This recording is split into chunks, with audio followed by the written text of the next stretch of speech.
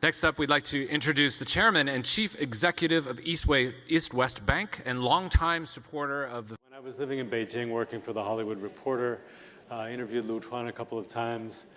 First, around his making of the film Nanjing, Nanjing. Released here, A City of Life and Death, tells a very brave story about the massacre of Chinese by invading Japanese. And Lu Chuan did something brave, and that's a word that keeps coming up when I think about this director on stage. He humanized a Japanese character in the middle of a hellish scene.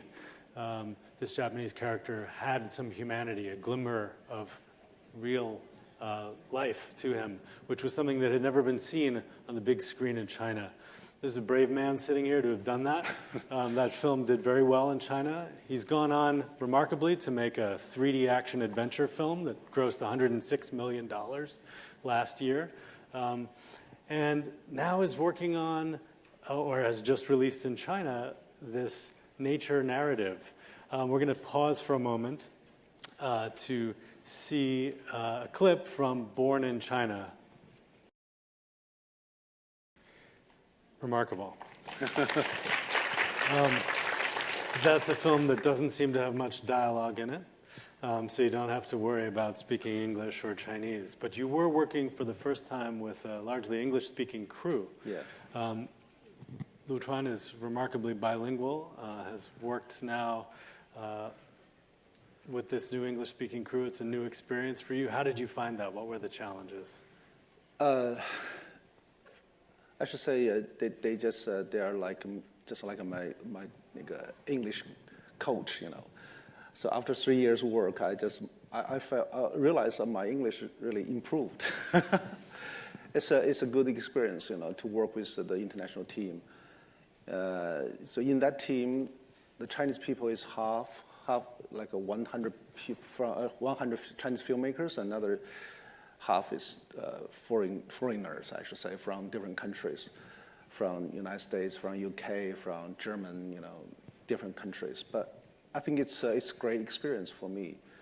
You know, in Chinese film industry, I spent almost like 12 years, so I get used to do the movie in Chinese way, in Chinese industry tradition. But Born in China is totally new journey for me, a totally new journey. And you know, first of all, I should say I wrote during 3 years of this work. I wrote like 10,000 emails.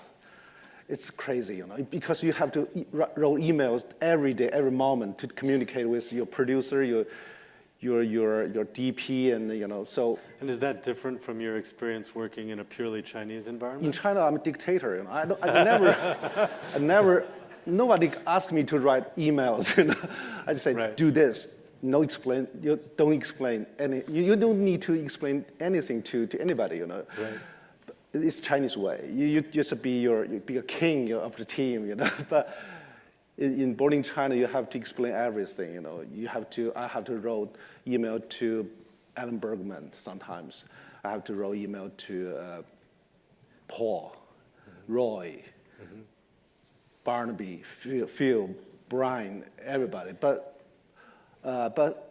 after 1 year, I figured out one way to solve the problem. You know, I hired 2 assistants. You know, they can you know, how to say, copy my tone, and they can follow my, you know. So it wasn't you actually writing the email. I just talk with them, and then they wrote email for me. It's a good lesson. Yeah.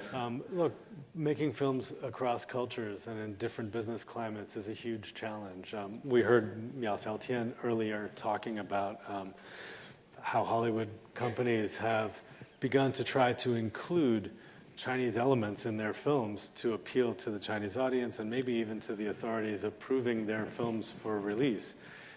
What do you make of that? Is that a winning formula for success? I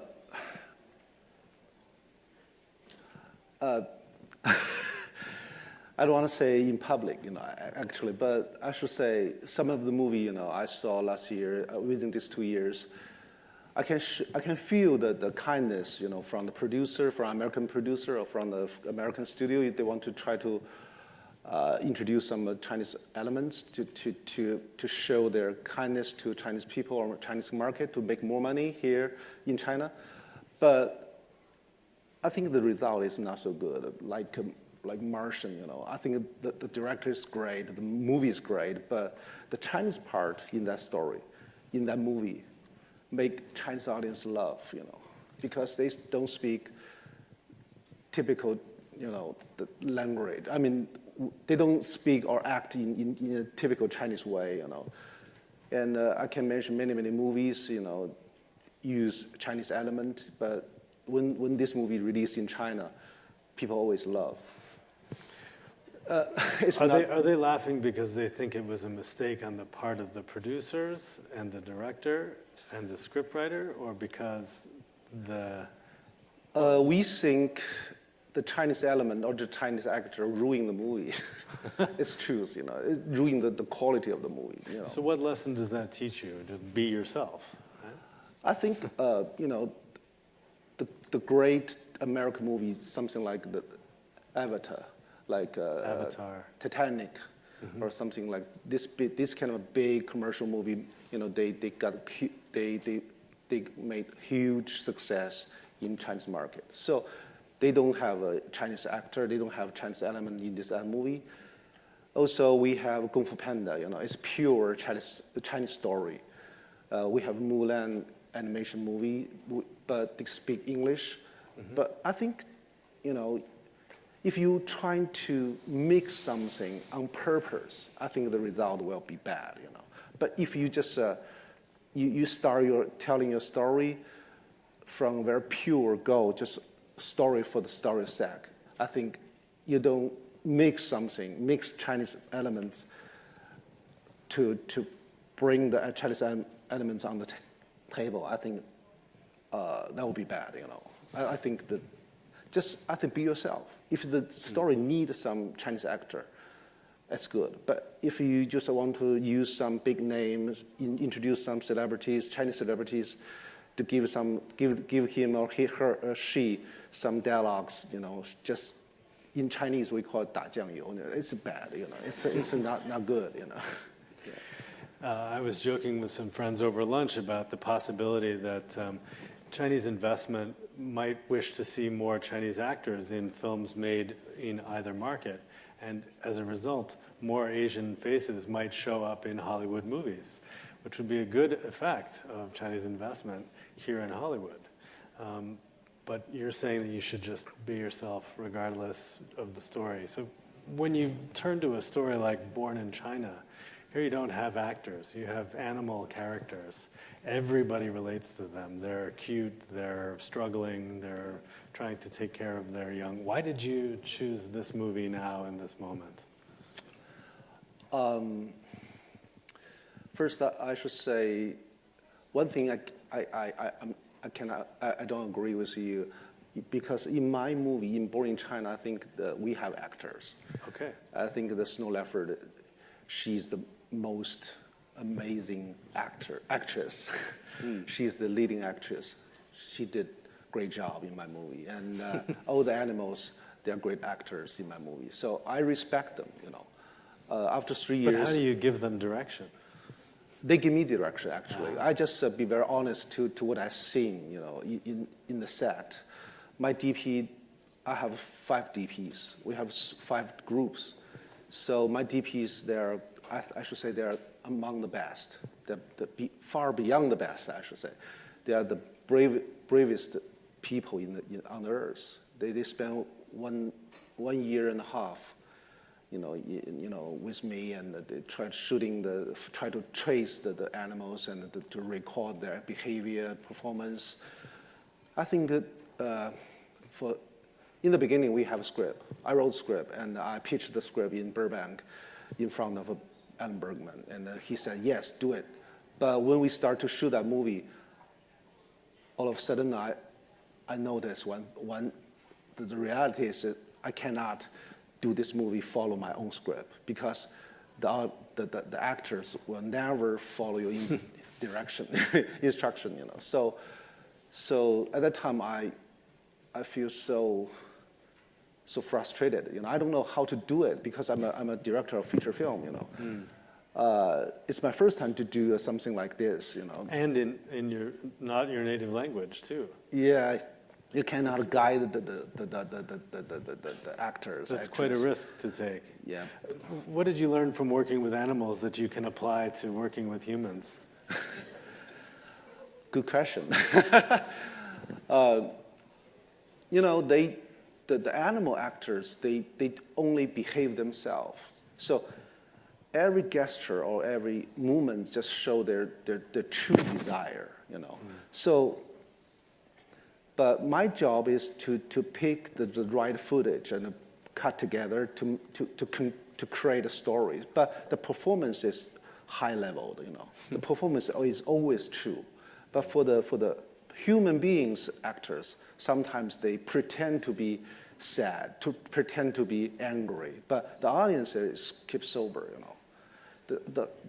The actors crying on the big screen, but audience is laughing, you know, because they don't behave in the true way, you know. So that's I learned a lot from the animal actors. You have to make the actors, you know, just feel something and behave in a true, in a convincible way, you know. You talk about editing this film as much as directing it. Yeah. Have you had a hand in editing your other feature films? In China, you know, the director always control everything. So yeah, I controlled my editing. I'm kind of an invisible editor, you know. I don't put my name on the credit card, but I control each of my movie. So now you're about to transition and make another brave choice. You're making a movie out of this book, Rivertown, which for many of us who spent a long time in China, who are roughly our age, was kind of a seminal book in understanding how to begin to think about this place. Peter Hessler was the New Yorker correspondent, and he wrote a memoir of being a Peace Corps volunteer teaching in Fuling, China, which was then a sort of backwater town and has since not only become super modern, but has a high-speed rail in the brief period between 1998 and now. It's completely changed, completely. And yet you're going to go back and try to capture the story of an American Peace Corps volunteer learning about China, teaching English in a place that doesn't exist anymore. Yeah. How do you do that on film? I don't know. You know, but this, I'm proud to be the director of this project, I should say first. I know it's another brave journey, but so far I don't know the result of this movie, but I'm so excited, you know. I'm excited. I'm burning, you know, to do this movie. You read the book early on in Chinese, in right? Chinese, yeah, but because I couldn't, I'm lazy. First, to be honest, I'm lazy. Was it a book that you and your friends all knew about, or you just happened upon it? Actually, all my friends knew this book, and they recommend this book to me, and I read this book. I was so touched because when in 1990, I'm still a student. I was learning English in college. So when I read this book, many memory comes back. You know, like we did something similar in our school. We rehearsal some Shakespeare drama on stage, and you know, and my teacher, not teacher, the authority of the school just forbidden us to, didn't allow us to do some part of the drama, and I think just it's amazing, you know, just touched me so deeply, and I think it's, and also I think 1990s is a very important moment for modern China, you know. It's just right after the Tiananmen Square event, and you know, like 3 or 4 years after that event, and the whole world just banned China, you know. But the door opened slowly, and Peter Hessler is the the very brave guy.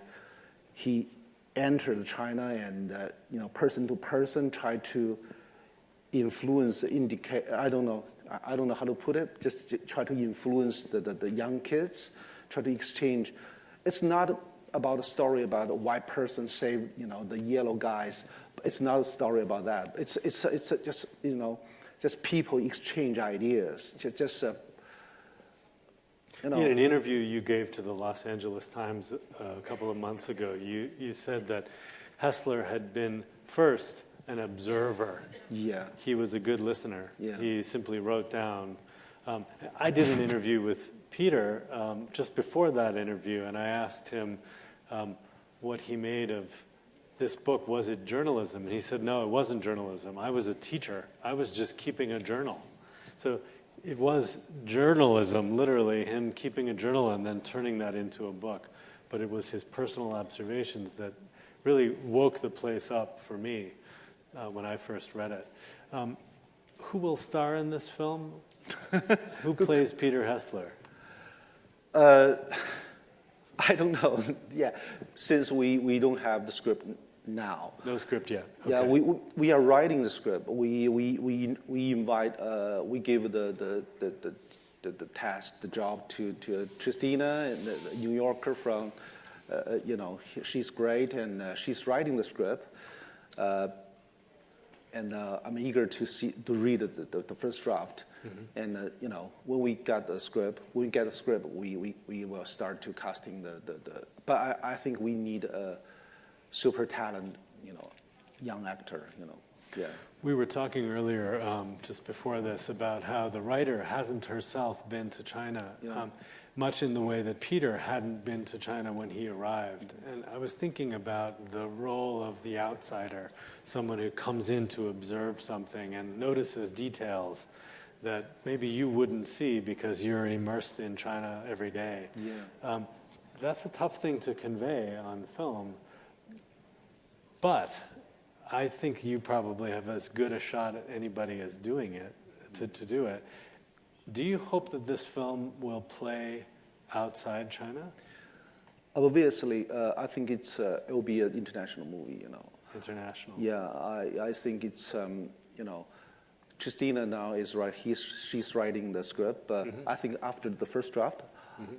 I hope I can send her to China and make her settle down in Fuling and living in Fuling for like a half year. Right.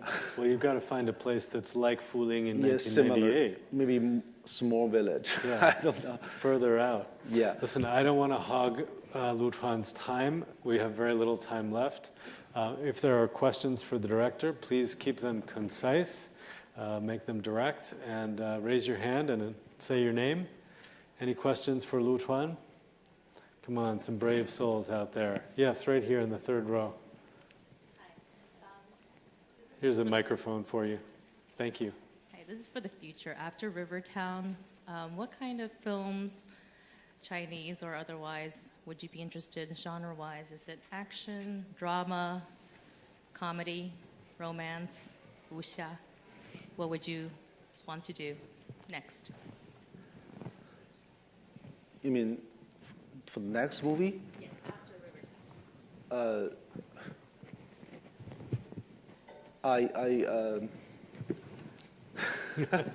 You're looking at me. I'm not going to write it for you.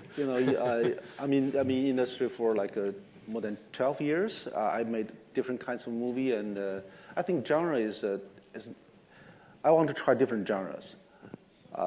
Since life, just like because the journey of life, I hope that the life is colorful. So to try different genres is a very interesting thing for me. I don't want to stay one genre. So I love to make, maybe in the future, musicals, something, or horror movie. I'm quite violent at heart.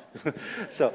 I read that you like the films of Jim Jarmusch, for instance, which yes, are I love Jim Jarmusch. Hard to see in China unless you're buying Dalban DVD, right? But he makes really interesting, quirky films that are character driven. Yeah. Can you make a film like that in China today?